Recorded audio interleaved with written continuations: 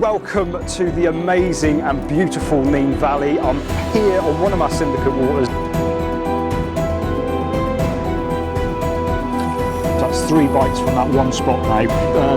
The Desire is back burning brighter than ever. Yeah, we've got an absolute worldie sitting in the net at the moment. I'm grinning like a Cheshire cat.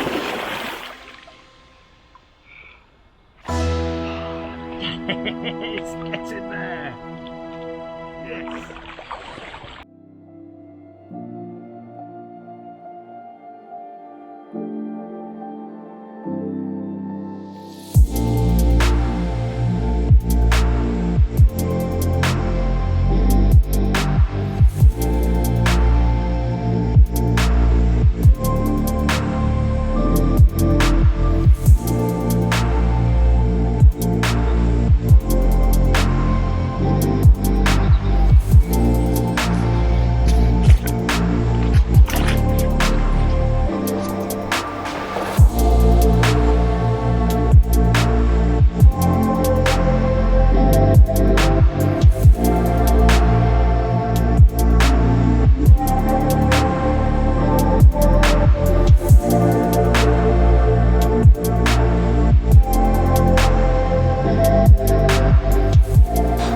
Good morning folks, hope everyone is good out there. Welcome to the very picturesque and beautiful Nene Valley. We are here on one of my syndicate waters. This is the very impressive, very amazing Mary's Syndicate. 80 acres in size, a massive windswept pit. It's got everything you want from a lake. It's got 2 massive islands, bays, reeds, pads, an abundance of weed and some awesome looking fish to go at.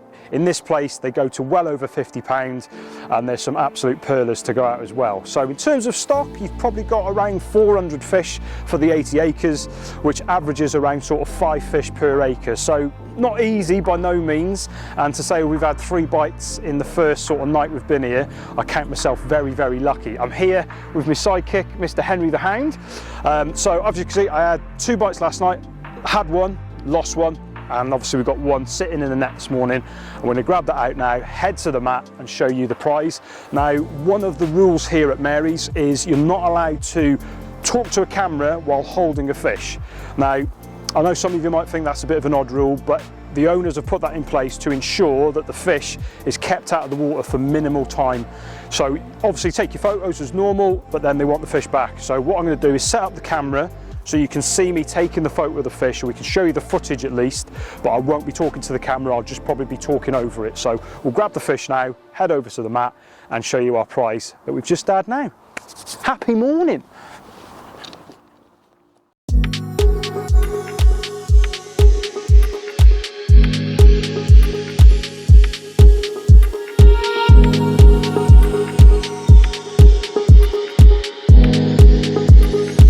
So there you go guys, a beautiful looking mirror there, lovely, lovely scale pattern on him, and that is bite number 3 and number 2 for the bank, but a beautiful looking mirror, and will no doubt go on to be one of the kings of the lake here at Mary's. Just shy of £22 that one, and I couldn't be happier with seeing him on the bank, that's for sure. Right, rattle off a few more photos of this, and then obviously we'll get him back. I've had my time with him, so we'll return him to his watery home.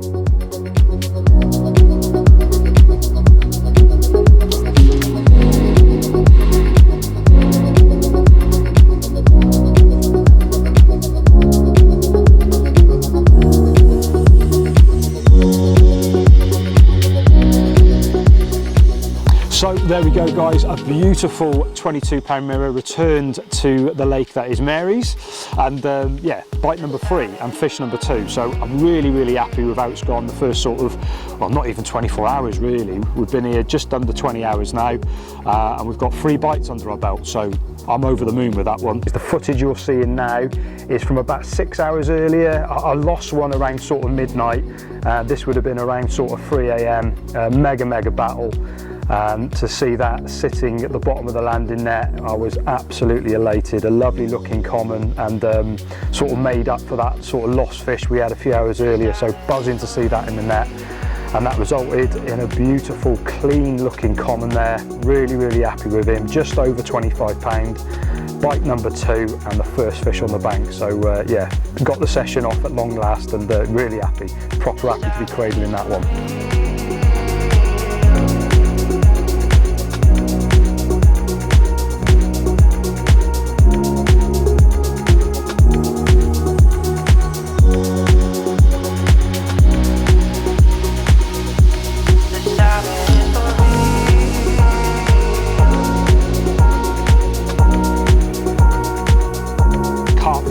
Set in, and I want another one now. We've got to be on our toes first thing in the morning, so fingers crossed we can entice one more fish to the bank. So just to give you a little bit an idea what I'm doing, how I'm going about it. So if you look at the drone footage there, as I said before, it's a big windswept pit, 85 acres, all manner of different features to fish to, with a ratio of around 5 fish per acre. So, you know, I'm pretty sure, you know, this place hands out quite a few blanks. I've had quite a few blanks on it myself.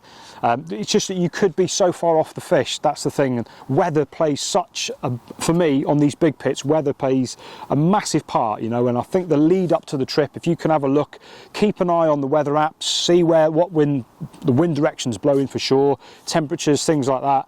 Like before I came here this week, I was at work, nipped on Google Earth, work out obviously what's north, south, west, all the rest of it. Look at that for your weather app as well on your phone, and you can sort of find out the wind direction, where it will be pushing in certain swims during your stay, if you're going to be having easterly winds or southwesterly winds, because those play a massive part as well. So for me, definitely check the weather out, get on Google Earth and find out where the weather's going to be blowing into, things like that, because on these big windswept pits they do play a very, very important part. There's no two ways about it. Knowing that I was going to get a southwesterly pushing into this bank when I first got here, that is where I sort of plonked myself for the session. And you know, we've had 3 fish, and I genuinely feel it's because we sort of sat ourselves where I think they would follow the wind into, which they did. So wind changes, it's changed again now. It's due to go back to what it was when we first got here later today, so fingers crossed they may turn back up again. Like I say, I'm hoping for one more bite. I'll be over the moon with that one.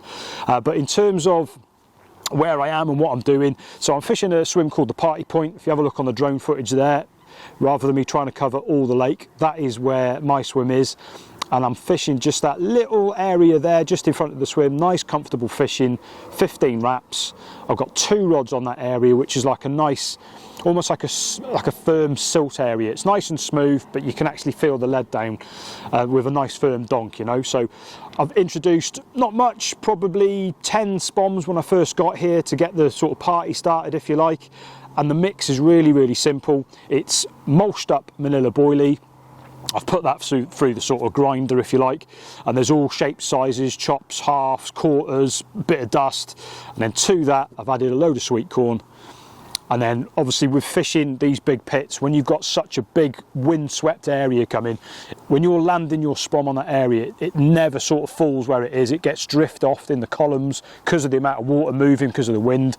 So it's important to try and make the bait as heavy as possible. So to that mix, I've added in a load of the Manila Cloudy liquid. Obviously you've got a load of attraction in that liquid itself, but it also makes the bait very, very heavy. So with that you can actually squeeze it together. When I'm packing it in the spom, I'm almost making it like a ball, if you like, so it's sort of compacting it down.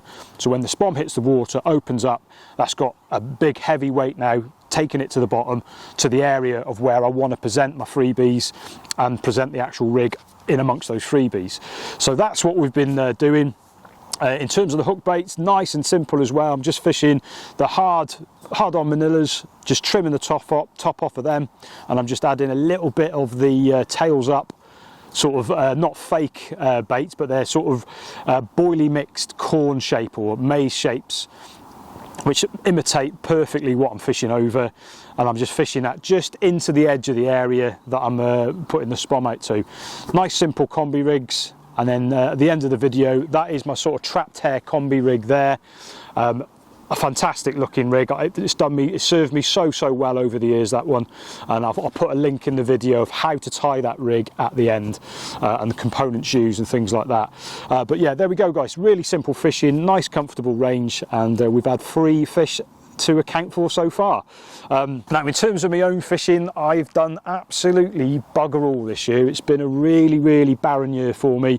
This is my first proper session, bearing in mind it's October now, and I don't think I've been out properly since France, which was sort of back end of April, and had a really good session. Started really poorly but finished quite high, if that makes sense. So we headed off to a place called Lac La Chassie, I hope I've said that right, which is Mike Dagnall's place. Beautiful venue. It's almost like a boomerang shaped lake, middle of the countryside. You hear nothing, see nothing. The stars put on an amazing show for you because there's no light pollution whatsoever, and it's just a phenomenal looking venue. Really enjoyed my time there. Mike and Amanda are great people. We had the food package as well, so we ate like kings while we were there. But we got there on the Saturday and it literally just rained constantly, mega heavy rain all the way through the weekend, and it wasn't until the Tuesday when the rain actually stopped and you could get out of the bivvy and sit in a chair and sort of relax behind the rods, you know. But I think when we got there the lake temperature was 14 degrees, and by the Tuesday it dropped down to 11 degrees. So that's how much cold rain went in, and it definitely knocked the fish on the head. It wasn't until the Tuesday I started catching fish. Now, as ever, I've always found once the lake gets cold, the small fish start to come on the feed first, and then the bigger fish start to come on the feed after. And that's what exactly happened that week. I sort of started steady. I was fishing down to my left-hand side. I was in the swim called, I think it was 5 and 6, sort of right down the far end. And I've got the inlet, which is about 70 yards to my left-hand side. But to get down, you can't cast down there because you've got all the overhanging trees. The only way you could get down there, saw a few fish show down there, and I was like, we've got to get a bait down there. Bait boat was the only way, really. So I was loading the bait boat. Again, just a nice simple mix. That same rig that we're using here today in the bait boat, sending it down to where I want it. And obviously the bait boat's got 2 hoppers. So I'm actually hitting the one hopper with the rig in it, letting that sort of settle down, and obviously I'm feeling the lead down as well. So the rig itself, you can imagine when you're hitting the bait boat button, the bait drops. If you're feeling the lead down, the bait drops, and then your rig sort of comes back because you're feeling it down on a tight line. So your bait sort of finishes 2 or 3 foot away from the baited area. So with a second hopper, I wanted to put that bait over the top of the rig itself. So what I was doing, as soon as I hit that left-hand hopper where the rig sort of dropped down, plonked the rod down, I was then walking down sort of 60 yards down to the outlet, or inlet should we say, waiting for that rig foam to pop up. Normally the foam pops up after sort of 30 seconds. I was squeezing this quite tight together around the rig so it would give me a good minute to get down to the actual area, and then once the rig foam popped up I could literally position the boat, bang over the rig foam, hit the button, knowing then I've got freebies directly over the actual rig itself. I could have done it from the bank, but believe me, at 60 yards away, your eyesight is not as good as you think it is. Where you think, oh, I'm about right, it isn't. If you can get close up and personal, which we could, I was literally sort of 10 yards away from seeing the foam pop up. I knew everything was absolutely on the money, and that resulted in sort of nice steady action then right the way through from Tuesday as they started to come back on the feed. I had a few nice fish, the small ones to start with, you know, nice scale patterns, some nice commons as well. Oh, it's about that for a beastie. That is pretty cool. A wicked looking fish. Oh, there we go. Well, how's about that for a chunky common here in France? Saved the best to last, to be fair. This low 30-pounder has come. Oh, it is the Friday, and it's been a bloody tough week, let me tell you. The lake has dropped 3 degrees in temperature since we've been here. Boatloads of rain, ridiculous rain all week, but it's the Friday, and I've got this lovely common as my sort of prize for the rest of the week. We've had loads of small fish, just constantly picking up small fish. The big uns haven't been playing ball, and it looks like this could be a sign of things to come for the group that's coming on after us as the big uns start to sort of make their way back onto the feeding grounds. But I'm happy, I'm cradling a beautiful common, can't be complaining. Right. And then by the end of the week the bigger fish started to turn up, and I think by the Friday we ended up having some big fish like this one. So here we are, guys. Check that beastie out, 46.4 of massive French mirror. Last day of the trip and it's come good. We've had a horrible week, rain after rain, cold winds. It's 20 degrees today and the big ones have come on the feed and I'm cradling an absolute beast here at Lac La Chasse. Mega, I'm absolutely mega. It'll be a good drive home now, that's for sure. Wading through the small ones and we've got our prize in the end. Mega, so happy. Yes. And I'm pretty sure if we could have stayed a few more days, more big fish would have come on the feed. But it was a good trip all in all. Really enjoyed my time there, surrounded by wildlife. I had 2 little koi pews running around me swim every morning, so it's quite cool seeing them pair, sort of filming them as well in the side. I know they're an absolute menace to French fishery owners, but as an angler we love watching them, you know, I do anyway. So I'm a bit of a I love me wildlife, and yeah, it was nice to sort of pass the time by filming them little things running around. And that was it. Got back to the UK, life got busy, and unfortunately just couldn't get back out on the bank again, and that was how it sort of played out for me. But we're here now, we're in October, we're back on the syndicate, the rods are angling and I'm happy. The hound has gone back to bed somewhere. He's tired out from being up through the night, so he's he's catching some Zeds, and that's it. We've got 1 night to go and we'll keep you posted if anything happens. Yeah, weather's looking good, fingers crossed.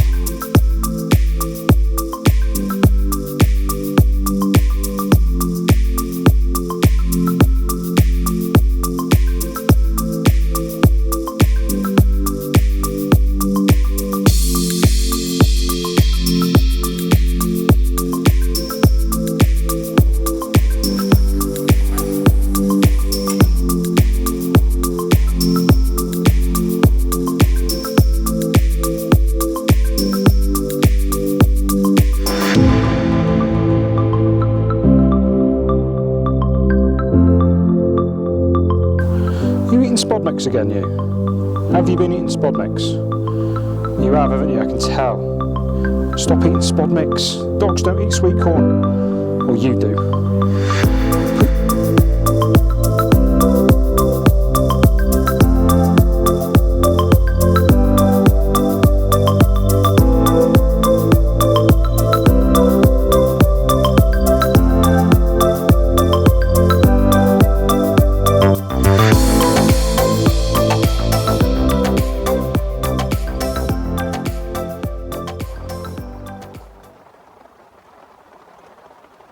Well, good morning folks, and welcome to a very damp, wet pack-up day.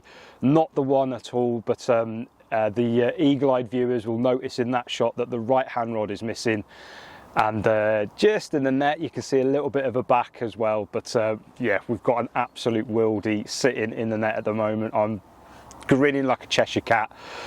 Oh, it looks an absolute belter. It looks a really lovely scaly one, definitely over 30 pound. And I'm just so elated to get one on the last morning. You know, it's as you can see, it's the right hand rod. We have not touched that rod since we've been here. It went out on the first day, it went down with an absolute crack, and I thought it presented perfectly in my mind's eye. I put 5 or 6 bombs of that mix that we talked about, that crushed up manila, the corn, the manila cloudy liquid, and I've just left it because I thought if I bring it in, I'm only going to be putting it straight back on the same spot. So I thought, you know what, that went down sweet as a nut, it can stay there. And after 2 days, it's rattled off, you know, and we've got a proper beastie in the net. It's having a proper sulk at the moment until we get in out. It's peeing down with rain at the moment.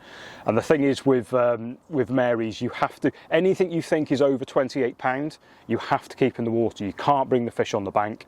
So I'm going to wait for it to stop raining. I can then get all the camera gear out. We can get the weigh it over the water, get it in on the mat and whatnot, and show you what we got, show you our prize before we go home. In literally about an hour's time, I've got to be on my toes and out of here. So yeah, proper last minute bite. I'm going to start getting my kit together now. More importantly, I'm going to finish my brew, and we'll see you waterside. Yes, come on.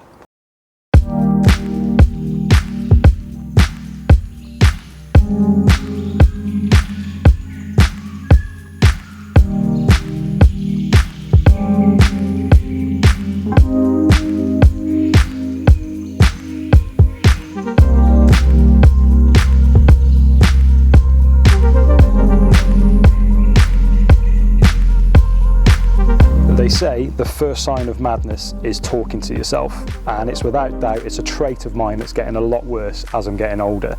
Even just having my photos taken here, I'm waffling away to myself. It's just a thing that I do now, so I've noticed it more and more. But what a beautiful looking fish that is, guys. A cracking mirror carp, just shy of 34 pound that one. And what a great way to finish the session on the Syndicate. Absolutely buzzing with that.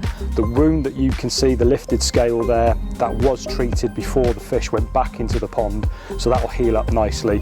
And without doubt, this fish definitely got the last laugh, as you'll see at the end of the footage. But I just want to say a massive thank you for watching the vlog. I hope everyone enjoyed it. From myself and the little hound, we will catch you on the next one. If you're on the bank, all the best, be lucky.